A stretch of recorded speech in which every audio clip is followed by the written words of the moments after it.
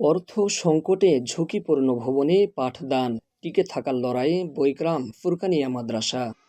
দিনাজপুরের হাকিমপুর উপজেলার বোয়ালদার ইউনিয়নের বৈগ্রাম ফুরকানিয়া মাদ্রাসা 1955 সালে প্রতিষ্ঠিত হওয়ার পর থেকে ধর্মীয় শিক্ষার আলো ছড়িয়ে আসছে। দীর্ঘ 70 বছরের ঐতিহ্য বহন করা এই প্রতিষ্ঠানটি এখন টিকে থাকার লড়াই করছে। অর্থ সংকট ও জরাজীর্ণ ভবনের কারণে ঝুঁকিপূর্ণ অবস্থায় পাঠদান চলছে, আর শিক্ষকরা নিয়মিত বেতন না পেয়ে কষ্টে সময় পার করছেন। এলাকাবাসী মনিরুল ইসলাম বলেন, আমাদের গ্রামের অনেক গরিব পরিবারের ছেলে মেয়েরা এই মাদ্রাসায় পড়াশোনা করে। আমরা চাই সবাই যেন একটু একটু করে সাহায্য করে মাদ্রাসাটিকে টিকিয়ে রাখুক। এদিকে মাদ্রাসার প্রধান শিক্ষক শামসুজ্জামান ও মাদ্রাসার সভাপতি কাশেম আলী বলেন, মাটির দেওয়ালের ভবনগুলো ফেটে গেছে।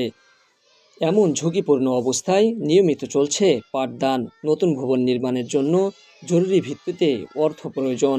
অর্থের অভাবে আমরা ভবন নির্মাণ তো দূরের কথা, শিক্ষকদের বেতনও নিয়মিত দিতে পারছি না। উপজেলা প্রশাসন সহ সবার সহযোগিতা চাই। বোয়ালদার ইউপি ভারপ্রাপ্ত চেয়ারম্যান নাজমুল হক বলেন, ইউনিয়ন পরিষদ থেকে সহযোগিতার অনুরোধ এলে অবশ্যই সহায়তা করা হবে। ধর্মীয় প্রতিষ্ঠানকে আমরা সবসময় সহযোগিতা করে থাকি। তৌহিদুল ইসলাম শামীম, হিলি।